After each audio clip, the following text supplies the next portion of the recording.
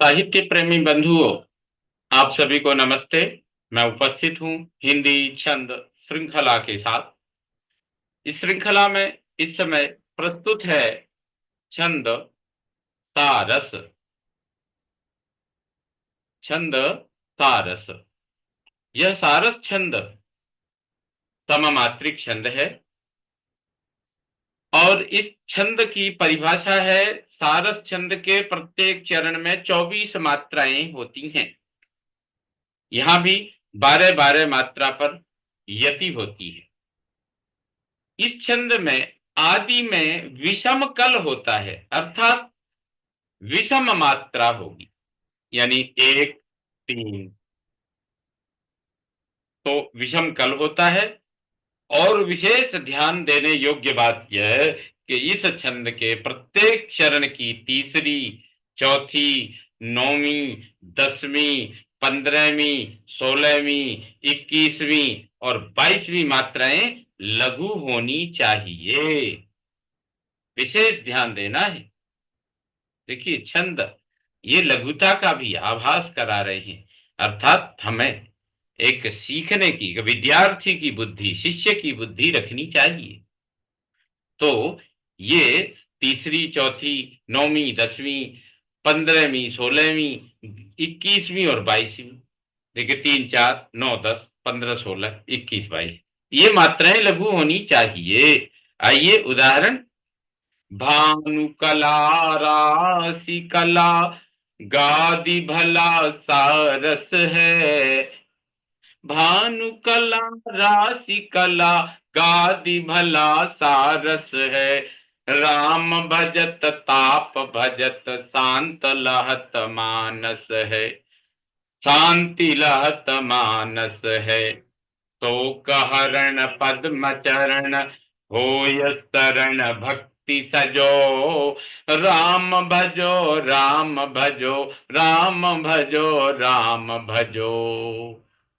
देखिए, पहले तो इसकी मात्राओं का परिगणन। 24 मात्राएं। भानु में 3, कला में 3, राशि में 3, फिर कला में 3, अर्थात 3 3 6, 3 9 और 3 12।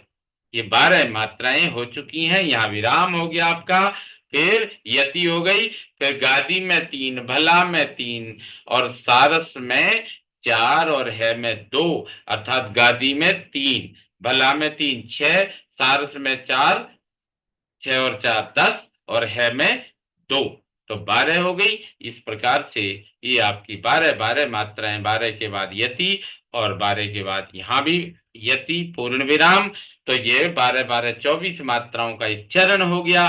अब आप देखिए, विषम कल होना जरूरी है।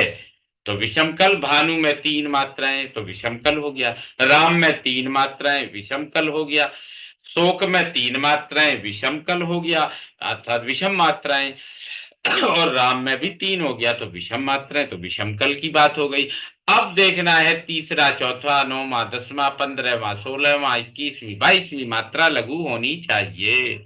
तो तीसरी भानु, और भानु में नू, और चौथी कला में क, तो 3 4 लघु हो गई आपकी मात्राएं। अब 9 10 पे आते हैं। तो 9 और 10, तो 9 राशि में 9 सी लघु, और कला में क 10वीं मात्रा है, ये भी लघु हो गई।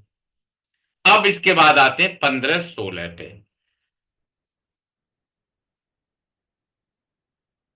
तो 15वीं मात्रा हो गई गादी में दी, और 16वीं हो गई भला की भा, ये भी लघु हो गई।